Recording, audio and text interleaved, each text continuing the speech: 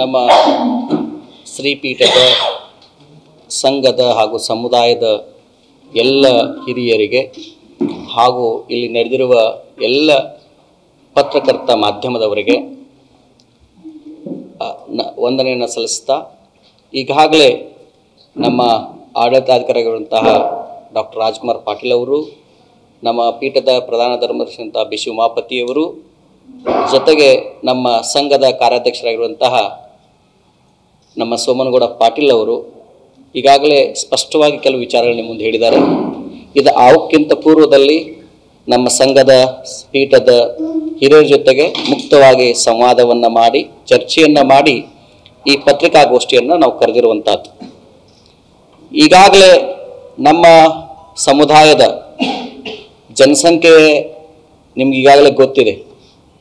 80 ಲಕ್ಷಕ್ಕಿಂತ ಅಧಿಕ ಸಮುದಾಯ ಹೊಂದಿರುವಂತಹ ಪಂಚಮಸಾಲಿ ಸಮುದಾಯ. ಪ್ರಭಾಕರ್ ಹುಳಿಯಾ ಕೇವಲ 10 ಗುಂಟೆಯಲ್ಲಿ 50 ಲಕ್ಷ ಗಳಿಸ್ತಿದ್ದಾರೆ. ನೀವು ಕೂಡ ಅವರಿಂದ ಕಲಿಬೇಕಾ? ಅವ್ರ ಜೊತೆ ವಿಡಿಯೋ ಕಾಲ್ನಲ್ಲಿ ಮಾತಾಡಬೇಕಾ? ಈಗಲೇ ಫ್ರೀಡಮ್ ಆ್ಯಪ್ ಡೌನ್ಲೋಡ್ ಮಾಡಿ. ವಿಶೇಷವಾಗಿ 15 ಲೋಕಸಭಾ ಕ್ಷೇತ್ರಗಳ ಮೇಲೆ ಪರಿಣಾಮ ಬೀರುವಂತಹ ಪಂಚಮಸಾಲಿ ಸಮುದಾಯ. ಪ್ರತಿ ಕ್ಷೇತ್ರದಲ್ಲೂ ದಾವಣಗೆರೆಯಲ್ಲಿ 2.5 ಲಕ್ಷ ಮತದಾರರಿರುವಂಥದ್ದು. ಚಿತ್ರದುರ್ಗ ಜಿಲ್ಲೆ ಇರ್ಬೋದು, ಹಾವೇರಿ ಇರ್ಬೋದು, ಗದಗ ಇರ್ಬೋದು, ಧಾರವಾಡ ಇರ್ಬೋದು, ಬೆಳಗಾವಿ, ಚಿಕ್ಕೋಡಿ, ಶಿವಮೊಗ್ಗ, ಕೊಪ್ಪಳ, ಬಾಗಲಕೋಟೆ, ವಿಜಯಪುರ, ರಾಯಚೂರು ಮತ್ತು ಕಲಬುರಗಿ ಸುಮಾರು 15 ಲೋಕಸಭಾ ಕ್ಷೇತ್ರದ ಮೇಲೆ ಪರಿಣಾಮ ಬೀರುವಂಥ, ಇನ್ಕ್ಲೂಡಿಂಗ್ ಉತ್ತರ ಕನ್ನಡ ಕ್ಷೇತ್ರ ಪರಿಣಾಮ ಬೀರುವಂತಹ ಮತದಾರರು, ಸಮುದಾಯ ಬಾಂಧವರು ಅಲ್ಲಿದ್ದಾರೆ. ಅದು ನಿರ್ಣಾಯಕವನ್ನ ಮಾಡುವಂಥ ಸ್ಥಿತಿಯಲ್ಲಿದ್ದೀವಿ ನಾವೆಲ್ಲ.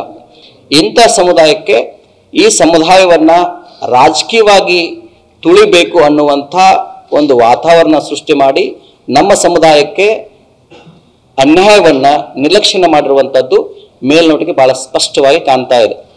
ಕಳೆದ ಹಲವಾರು ದಿನಗಳಿಂದ ನಮಗೆ ನಿರಂತರವಾಗಿ ರಾಜ್ಯದ ಆಕಾಂಕ್ಷಿಗಳು, ಅದು ಎರಡೂ ಪಕ್ಷದಲ್ಲಿರಬಹುದು, ಅವರೆಲ್ಲರೂ ನಮಗೆ ಕರೆಗಳನ್ನು ಮಾಡಿ ಭೇಟಿಯಾಗಿ ಮಾತುಕತೆಯನ್ನು ಮಾಡಿದಾಗ ಆ ರಾಷ್ಟ್ರೀಯ ಪಕ್ಷದ ಎರಡೂ ನಾಯಕರಿಗೆ ನಮ್ಮ ವಿಚಾರಗಳನ್ನು ಅವ್ರಿಗೆ ತಲುಪಿಸಿದ್ದಾಗಿದೆ.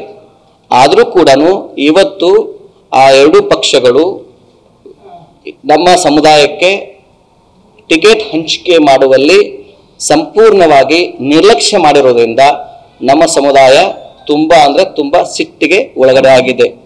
ಈ ಅನ್ಯಾಯವನ್ನ ಸರಿ ಮಾಡಬೇಕು ನಿಟ್ಟಿನಲ್ಲಿ ನಮ್ಮ ಸಮುದಾಯದ ಎಲ್ಲ ಭಕ್ತರು ನಮಗೆ ಫೋನ್ ಮೂಲಕ ನಿರಂತರವಾಗಿ ಸಂಪರ್ಕ ಮಾಡ್ತಾ ಇದ್ದಾರೆ.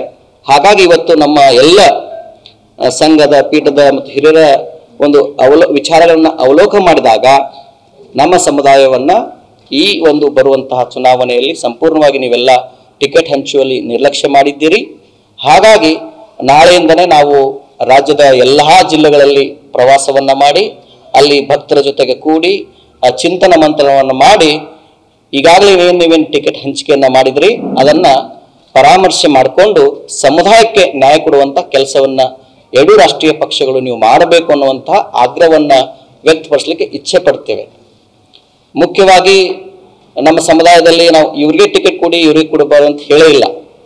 ಆ ಪಕ್ಷದಲ್ಲಿರುವಂಥ ನಿಷ್ಠಾವಂತ ಪಕ್ಷದ ಕಾರ್ಯಕರ್ತರಾಗಿ ಇರುವಂಥ ಯಾರಿಗಾದ್ರೂ ಕೊಡಿ, ನಾವು ಇಲ್ಲಿವರೆಗೆ ಇವ್ರಿಗೆ ಕೊಡಬೇಕು ಇವ್ರಿಗೆ ಕೊಡಬೇಕು ಅಂತ ಹೇಳೇ ಇಲ್ಲ. ಆ ನಿಟ್ಟಿನಲ್ಲಿ ನೀವು ಬಹಳ ಜಾಗೃತೆಯಿಂದ, ಇಲ್ಲಂತ ಇದು ವ್ಯತಿರಿಕ್ತ ಪರಿಣಾಮ ಬೀರುವಂಥ ಎಲ್ಲ ಸಾಧ್ಯತೆಗಳಿರೋದ್ರಿಂದ ನಾವು ಹೇಳಕ್ಕೆ ಇಚ್ಛೆ ಪಡ್ತೇವೆ. ಅನೇಕ ಕಡೆ ಈಗಾಗಲೇ ಟಿಕೆಟ್ಗಳನ್ನು ಚೇಂಜ್ ಮಾಡಿದ್ದಾರೆ. ಇದೇ ಎರಡೂ ರಾಷ್ಟ್ರೀಯ ಪಕ್ಷಗಳು ವಾಪಸ್ ತಂದು ಕೊಟ್ಟಿದ್ದಾರೆ ನಿನ್ನೆ ಕೆಲವು ರಾಜ್ಯಗಳಲ್ಲಿ.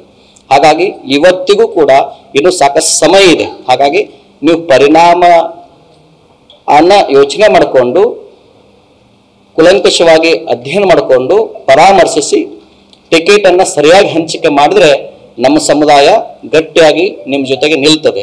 ಇಲ್ಲವಾದಲ್ಲಿ ನಾವು ಜಿಲ್ಲಾದ್ಯಂತ ಪ್ರವಾಸ ಮಾಡಿ ಅಭಿಪ್ರಾಯ ಸಂಗ್ರಹ ಮಾಡಿ ಮತ್ತೆ ಈ ತರ ಒಂದು ಪ್ರೆಸ್ ಮೀಟ್ ಮಾಡಿ ಎಲೆಕ್ಷನ್ಗೆ ಪೂರ್ವದಲ್ಲಿ ನಾವೊಂದು ಸ್ಪಷ್ಟವಾಗಿರುವಂತಹ ನಿರ್ಧಾರವನ್ನು ತೆಗೆದುಕೊಳ್ತೀವಿ ಅಂತ ಈ ಮೂಲಕ ಸ್ಪಷ್ಟವಾಗಿ ಹೇಳಿಕೆ ಇಚ್ಛೆ ಪಡ್ತಾರೆ.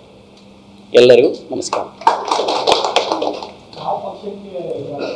ನೋಡಿ, ನಾವು ಬಹಿಷ್ಕಾರ ಮಾಡೋದು ಚುನಾವಣೆ, ಅದು ನಮ್ಮ ಹಕ್ಕು. ಅದನ್ನು ಪ್ರತಿಯೊಬ್ಬರು ಮತದಾನ ಮಾಡಲೇಬೇಕು. ಮಾಡಬಾರ್ದು ಅನ್ನೋಂಥದ್ದು ಇಲ್ಲೇ ಇಲ್ಲ. ಹಾಗಾಗಿ ಬಹಿಷ್ಕಾರ ಮಾಡೋಂಥ ಪ್ರಶ್ನೆನೇ ಇಲ್ಲ. ಆದರೆ ಚಿಂತನ ಮಂಥನ ಮಾಡ್ತೀವಿ. ಅದು ನಮ್ಮ ವ್ಯಕ್ತಿಗತ ನಿರ್ಧಾರ ಆಗೋದಿಲ್ಲ, ಸಮಾಜ ನಿರ್ಧಾರ ಆಗುತ್ತೆ. ಯಾವ ಜಿಲ್ಲೆಯಲ್ಲಿ ಯಾರಿಗೆ ಮಾಡಬೇಕು, ನಾವು ಒಂದು ಪಕ್ಷದ ಸ್ವಾಮಿಗಳಲ್ಲ, ಒಂದು ಪಕ್ಷದವರಲ್ಲ, ನಾವೆಲ್ಲರಿಗೂ ಬೇಕಾದವರು. ಹಾಗಾಗಿ ಚಿಂತನ ಮಂಥನ ಮಾಡಿ ಎಲ್ಲ ಜಿಲ್ಲೆಯಲ್ಲಿ ಪ್ರವಾಸ ಮಾಡಿ ಒಂದು ಸ್ಪಷ್ಟವಾಗಿರುವಂಥ ಒಂದು ನಿರ್ಧಾರವನ್ನು ತೆಗೆದುಕೊಳ್ಳುತ್ತೇವೆ. ಎಚ್ಚರಿಕೆ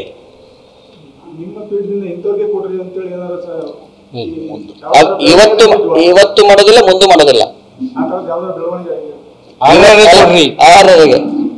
ರಾಜಕೀಯ ಪಕ್ಷಗಳು ಗೆಲುವನ್ನ ಮಾನದಂಡ ಆಗಿ ಟಿಕೆಟ್ ಹಂಚಿದೆ.